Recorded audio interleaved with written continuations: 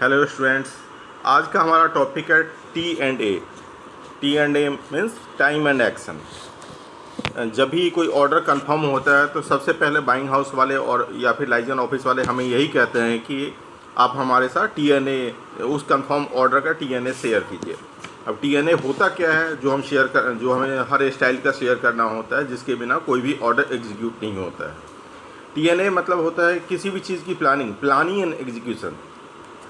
Means सबसे पहले उस स्टाइल की हम टोटल प्लानिंग करते हैं कि ये स्टाइल कब बनेगा और कैसे बनेगा, इसका मटेरियल कब आएगा, ट्रिम्स कब आएंगे, फैब्रिक कब आएंगे और अप्रूवल्स सारे के सारे कब होंगे, हम प्रोडक्शन में हैंडओवर कब करेंगे और शिपमेंट कब जाएगी। ये हम टेंटेटिव प्लानिंग करके देते हैं based on the delivery date. उसके बाद जो भी आता है फाइनल डेट, जिस दिन होता रहा उस दिन हम टिक करते रहते हैं। ये हम डेट जो हमने प्लान किया था उस दिन हमारा ये काम हो गया, भले ये अप्रूवल से रिलेटेड हो या फिर ट्रिम्स या फैब्रिक ऑर्डर से रिलेटेड या इन हाउस होने से रिलेटेड है। सब कुछ एज पर प्लानिंग चल रहा है कि नहीं, वो T&A से हमें और बाइंग हाउस को सब एक ही पेज पे रहते हैं, सबको पता चलता रहता है कि ये फैक्ट्री एज पर प्लानिंग चल रही है कि नहीं, means factory as per T&A चल रहा है कि नहीं। अब T&A का जो जनरली जो शिपमेंट होता है वो 45 डेज, 60 डेज और 90 डेज़ का होता है। 90 डेज के शिपमेंट में हम जनरली प्रोडक्शन को 40 डेज दे देते हैं प्रोडक्शन अच्छी तरह एग्जीक्यूट करने के लिए, क्योंकि और बाकी दिन हम बाकी टाइम अपने पास रखते हैं। उतने समय में सब कुछ सारा का सारा मर्चेंट अपने पास रखता है समय, उतने दिन में सारे अप्रूवल से लेके और फैब्रिक ट्रिम्स इन हाउस करके अपने पास रख लेता है। और जिस दिन सब कुछ सारे अप्रूवल भी आ जाते हैं और फैब्रिक और ट्रिम सारे इन हाउस हो जाते हैं, उस दिन हम फाइल हैंड ओवर करते हैं, फैक्ट्री को दे देते हैं। और ये कम से कम 40 डेज पहले होना चाहिए, शिपमेंट के 40 दिन पहले होना ही चाहिए। तो हम कहते हैं कि ये प्लान कटिंग डेट मीट कर गया, PCD जिसको हम प्लान कटिंग डेट कहते हैं, वो मीट कर गया। अब फैक्ट्री की रिस्पॉन्सिबिलिटी होती है कि वो शिपमेंट डेट मीट करे, लेकिन मर्चेंडाइजर का रोल हमेशा रहता है, वो कभी ख़त्म नहीं होता है, भले वो फैक्ट्री के पास शिपमेंट हो या सैम्पलिंग स्टेज पे हो, हर स्टेज पे मर्चेंडाइजर का रोल होता ही है। हम सबसे पहले बात करते हैं कि और जब भी कोई ऑर्डर कंफर्म होता है तो ऑर्डर कंफर्म होते ही हम दूसरे दिन स्पेस बुकिंग कर लेते हैं। पहले हम टेंटेटिव बुकिंग ले लेते हैं सीज़न के हिसाब से। बायर हमें बताता है कि हमें कितने दिन चाहिए, कितनी क्वांटिटी हम देंगे इस सीज़न में। उस बेस पे हम पहले ही फैक्ट्री में अपना स्पेस बुक कर चुके होते हैं, और जब ऑर्डर कंफर्म होता है तो वो स्पेस को कंफर्म करते हैं कि हमारे इतने क्वांटिटी की ऑर्डर आ गई जो हमने प्लान किया था, अब उस स्पेस को हम ऑक्यूपाई करना चाहते हैं, इतनी क्वांटिटी हम डाल रहे हैं। सबसे पहला काम होता है। उसके बाद हमारा सेकंड काम होता है कि फैब्रिक ऑर्डर करना। तो फैब्रिक हम सब ऑर्डर कंफर्म होने के बाद सबसे पहले इसका एवरेज मार्कर वगैरह निकलवा के मास्टर से और हम फैब्रिक ऑर्डर कर देते हैं। फैब्रिक ऑर्डर करने के बाद वो ग्रे फैब्रिक हम ऑर्डर करते हैं। ग्रे फैब्रिक ऑर्डर करने के बाद साथ हम फैब्रिक टीम को दे देते हैं कि ये लैबडिप अप्रूव हो गया है हमारा, अब आप बल्क फैब्रिक की डाइंग या प्रिंटिंग के लिए प्रोसीड करें। अगर सॉलिड फैब्रिक है तो लैबडिप जाएगा, प्रिंटेड फैब्रिक है तो स्ट्राइक हो जाएगा, और अगर यार्न डाइड है तो बिटलूम जाएगा। ये सब क्लियर होगा शायद आपको। तो हम सबसे पहले ग्रे फैब्रिक बुकिंग करते हैं। फैब्रिक में आते हैं, एक जनरली इसके T&A के 4 कॉलम होते हैं। एक होता है फैब्रिक का, दूसरा होता है ट्रिम्स का, तीसरा होता है सैंपल सबमिशन अप्रूवल का, और चौथा होता है शिपमेंट का, जो हम PCD से लेकर शिपमेंट जो मूव करती है उसको। मैं आपको अगले इसमें स्लाइड में शेयर कर लेता हूँ, जो आपको भी क्लियर रहेगा थोड़ा सा।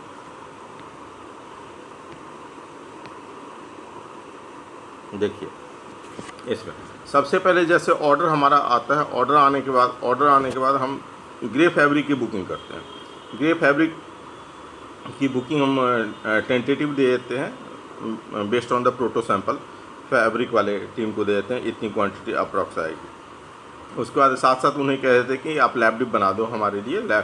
तो लैब डिप बायर अपना कलर ऑलरेडी कंफर्म कर चुका होता है, तो उन कलर में लैब डिप बना के भेज देते हैं। लैब डिप बनवाते हैं और स्ट्राइकअप या डेक्सलून जो भी बनता है वो बना के हम बायर को भेजते हैं। बायर से जब भी अप्रूवल आ जाता है तो हम फैब्रिक टीम को दे देते हैं कि ये लीजिए और अपना आप बल्क फैब्रिक ऑर्डर करके इस कलर में प्रोसीड कर सकते हैं। कलर वाइज कंफर्मेशन हो गया है, बल्क फैब्रिक आप प्रोसीड कर सकते हैं। जब बल्क फैब्रिक प्रोसीड कर लेते हैं उनके बाद हम उन्हें कहते हैं कि बल्क फैब्रिक इन हाउस होने से पहले हमें इनिशियल बल्क दे दीजिए, जिसमें से हम सारा का सारा सैंपल पीपी सैंपल वगैरह बना के हम बायर को भेज देंगे। तो हमारा फिट सैंपल तो चला जाता है, ऑल्टरनेट कलर में जाता है, लेकिन fabric quality remains the same. Fabric quality हमेशा सेम रहता है, लेकिन कलर बायर एक्सेप्ट कर लेता है किसी भी कॉम्बो में। तो ये फैब्रिक का हो गया हमारा। उसके बाद होता है ट्रिम्स। जब ऑर्डर कंफर्म होता है उसके बाद हम प्रोटो सैंपल जब भेजते हैं, प्रोटो सैंपल बायर अपने कमेंट दे देता है कि हमें ये ट्रिम्स सब ओके रहे या फिर कोई करेक्शन होता है, तो हम सारे के सारे ट्रिम्स ऑर्डर कर देते हैं इस पर। और वो चाहते हैं कि सारा का सारा ट्रिम्स 15 से 20 दिनों के अंदर टोटल इन हाउस हो जाए, as per the requirement, as per our requirement. उसके बाद अब आते हैं कि सैंपल। थर्ड पॉइंट होता है सैंपल, कि हमारे प्रोटो सैंपल या डेवलपमेंट सैंपल जो सैंपल होते हैं, ये सैंपल हमारे चले जाएं टाइम पे और उसके कमेंट आ जाए। उसके कमेंट आने के बाद हम फटाफट बायर का जो फिटिंग सैंपल होता है, बायर को फिटिंग सैंपल दे देते हैं जो फिटिंग के लिए जाता है। स्पेशली प्रोटो सैंपल जाता है only for the reference look के लिए, कि गारमेंट ओवरऑल लगेगा कैसा। उसमें कुछ ऐसे बायर होते हैं जो फिटिंग भी कंसर्न करते हैं, लेकिन बायर एक बार कम से कम बायर के स्पेक्स के हिसाब से जाते हैं, जिससे वो पता चल जाता है कि बायर को डमी पे डाल कर अपने फिटिंग कमेंट भी दे देता है। कि कोई बायर तो प्रोटो सैंपल ही गिने चुने कुछ ऐसे भी बायर होते हैं कि जो प्रोटो सैंपल को डायरेक्टली अप्रूव करता है एज ए पीपी सैंपल, वो पास हो जाते हैं। लेकिन इसकी संख्या बहुत कम है, रेयर होता है। नहीं तो प्रोटो के बाद बायर फिट सैंपल मांगता ही मांगता है। फिट सैंपल पे बायर कमेंट करके फिर पीपी सैंपल मांगता है, जिसमें एक्चुअल बल्क फैब्रिक में जाता है। उसमें सब कुछ एक्चुअल लग के जाते हैं, ट्रिम्स और जितने फैब्रिक होते हैं सब कुछ एक्चुअल लग के जाता है। अब कुछ ऐसे भी बायर होते हैं जो फिट सैंपल के बाद साइज सेट मांग लेते हैं। साइज सेट होता है कि डिफरेंट साइज है। सपोज एक स्टाइल में मतलब 6 साइजेज हैं, किसी उस 6 साइज में बायर कहता है कि हमें 3 साइज़ के सैंपल दिखा के, जंपिंग साइज़ के ऑल्टरनेट साइज सैंपल हमें दिखा के दे दीजिए। तो वो हम ऑल्टरनेट साइज़ के सैंपल बना के फिट सैंपल अप्रूव होने के बाद ग्रेडिंग दे देता है बायर। उसकी हम ग्रेडिंग करवाने के बाद हम ऑल्टरनेट साइज़ के सैंपल बना के हम बायर को भेजते हैं, जिससे बायर अपने डमी पे या फिर लाइव लगा मॉडल पे चेक कर लेता है या फिर डमी पे चेक कर लेता है और फिटिंग कमेंट देता है कि ये ओके है, now you can proceed for the PP sample.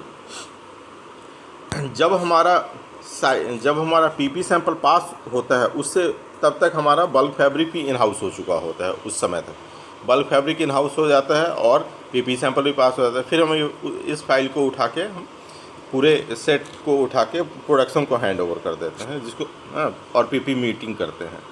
PP meeting के बाद वो प्लानिंग कर लेता है कि ये शिपमेंट हमें कितने तारीख को काटना है, और उसको हम पीसीडी जिस दिन काट दिया वो पीसीडी कहलाता है। और जनरली वो 40 डेज पहले होता है PCD, plant cutting date shipment से। उसके बाद शिपमेंट कटने के बाद फिर फैक्ट्री का काम आ जाता है कि फैक्ट्री से वो इनिशियल हर साइज़ के 2-2 पीस 4-4 पीस बना के सबसे पहले बल्क कटिंग करने से पहले वो बाइंग हाउस का जैसा इंस्ट्रक्शन रहता है, सो जैसे पहले लॉट इन्होंने काटा, कुछ क्वांटिटी 2-2 पीस 4-4 पीस हर साइज़ के काट के या 5-5 पीस जैसा काटा, वो बाइंग हाउस के क्यूए को बुला के दिखा देता है, जिसे हम पायलट रन भी कहते हैं और इनिशियल इंस्पेक्शन भी कहते हैं। उसमें उठा के बाइंग हाउस को दिखा देते हैं कि ये सारे सैंपल बने, इन पे कोई कमेंट है तो दे दीजिए। गिने चुने कुछ बाइंग हाउस वाले होते हैं या फिर बायर होता है, वो कहते हैं मिड इंस्पेक्शन भी करेंगे, लेकिन जनरली इनिशियल के बाद वो कहते हैं कि उनके पास भी टाइम कम होता है, तो वो फिर फाइनल इंस्पेक्शन ही कर लेते हैं। सिर्फ फाइनल इंस्पेक्शन के लिए आता है, और फाइनल इंस्पेक्शन होने के बाद जो शिपमेंट पास हो जाता है, तो शिपमेंट पास होने के बाद वो शिपमेंट हैंडओवर हो जाता है फॉरवर्डर को, और फॉरवर्डर को हैंडओवर जनरली शिपमेंट 7 दिन पहले होता है, क्योंकि अगर हम दिल्ली हैंडओवर करते हैं तो वो शिपमेंट मुंबई जाता है, और मुंबई जाने के बाद जो वेसल डेट होता है उससे 4-5 दिन 6 दिन पहले हम उस फॉरवर्डर को दे देते हैं, जिससे वो शिपमेंट की प्लानिंग कर लेता है किस वेसल में उसको प्लान करना है। वेसल ऑलरेडी प्लान्ड होता है, बस उतने तारीख को हमें दे देता है कि 7 या 8 दिन पहले या 6 दिन पहले हमें वो शिपमेंट उसके हाथ में चाहिए। कस्टम क्लियरेंस करवाने के बाद सब कुछ करवा के उसके हाथ में दे दिया जाता है। जिस दिन हमने उसके हाथ में दे दिया उस दिन समझिए हमारी शिपमेंट ऑन टाइम दे दिया, तो हमारा काम लगभग 99% ख़त्म हो जाता है कि हमने शिपमेंट इंस्ट्रक्शन करवा के पास करवा के फॉरवर्डर को ऑन टाइम दे दिया। अब वैसल वो प्लानिंग बायर के हिसाब से कर लेता है, क्योंकि हमने उस वैसल के हिसाब से शिपमेंट उसको दे दिया। तो ये सब सारी प्लानिंग होती है टोटल टीएनए में। मतलब सबसे पहले हम वही डेट डालते हैं कि हम इतने तारीख को लैब डिप सबमिट करेंगे, और एक्चुअल इतने तारीख को लैब डिप सबमिट हुआ, प्लानिंग होती है इतने तारीख को सबमिट करेंगे, लेकिन एक्चुअल डेट होता है, एक होता है प्लान डेट, एक एक्चुअल डेट। स्ट्राइक भी होता है प्लान डेट या एक्चुअल डेट। डेक्सलूम बिटलूम वो भी होता है एक्चुअल डेट, प्लान डेट और एक्चुअल डेट किस दिन हुआ। एक होने का प्लान था, हुआ कितने, हो सकता है 2 दिन पहले भी हो जाए, हो सकता है 4 दिन बाद भी हो जाए। उसके बाद इनिशियल बल्क कब हमारे पास आया, एक्चुअल और प्लान्ड और एक्चुअल डेट। वैसे ही बल्क इन हाउस कब हुआ हमारे पास, ट्रिम्स सारे कैसे इन हाउस है, हमने प्लानिंग जितने तारीख को की उतने तारीख के सारे ट्रिम्स आ गए कि नहीं आ गए। अब इम्पॉर्टेंट है प्रोटो सैंपल हमने पहले सबमिट कर दिया, उसका फिट सैंपल कितने तारीख को हमने प्लान किया है उतने तारीख को फिट सैंपल गया नहीं गया, उसके कमेंट प्रोटो सैंपल का टाइमली कमेंट आए कि नहीं आए, साइसेट जो हमने भेजे साइसेट का कमेंट आए टाइमली कि नहीं आए, पीपी सैंपल जो हमने भेजे जितने तारीख को प्लान किया उतने तारीख को गया नहीं गया, कमेंट जितने तारीख को आना था उतने तारीख को आया नहीं आया। ये सारे डेट हम एक बना के रिपोर्ट बना के ये टीएनए बना के हम बाइंग हाउस के साथ पहले शेयर कर लेते हैं जब ऑर्डर कंफर्म होता है, जिससे वो भी अपना सोचते हैं कि सब कुछ इसी हिसाब से चल रहा है। और कोई बीच में डेविएशन आता है तो बाइंग हाउस हमसे चेक कर सकता है किस कारण से ये डेविएशन आ रहा है आपके शिपमेंट पे, और जो भी रीज़न होता है हम शेयर करते हैं बाइंग हाउस के साथ। और उसके बाद बाइंग हाउस अपना फिर वो बायर के साथ शेयर करता है, अगर कोई जेन्युइन रीज़न होता है तो बायर के साथ शेयर करता है। तो आज का हमारा यही टॉपिक था, टीएनए टाइम एंड एक्शन। ये बहुत इंपॉर्टेंट टॉपिक था जो हमने शेयर किया। और एक और चीज़ ये ध्यान दें, जनरली शिपमेंट जो हमने बताया कि जनरली शिपमेंट 90 डेज़, 60 डेज़ और 45 डेज़ की होती है। 90 डेज़ जनरल होता है, बहुत शिपमेंटें होती है जो 60 डेज में थी। 45 डेज़ का शिपमेंट रिपीट ऑर्डर जनरली माना जाता है कि ये शिपमेंट ऑलरेडी जा चुकी है, उसी का रिपीट ऑर्डर, कि उसमें कोई अप्रूवल वगैरह नहीं होता है, सिर्फ एक पीपी सैंपल फैब्रिक आए और पीपी सैंपल में बना के भेज देते हैं, उसको हम रिपीट ऑर्डर में 45 डेज में कंसिडर। कुछ ऐसी फास्ट ट्रैक ऑर्डर होता है जिसको 45 डेज में कर देते हैं, बट जनरली 60 से 90 दिन हमें टाइम मिल जाता है, फैक्ट्री को हमारे पास होता है कि वो शिपमेंट बना के हम भेजते हैं। चलिए, इसमें अगर कोई डाउट हो तो आप कमेंट बॉक्स में ज़रूर डाल के आप हमसे डाउट क्लियर कर सकते हैं। Okay, thank you.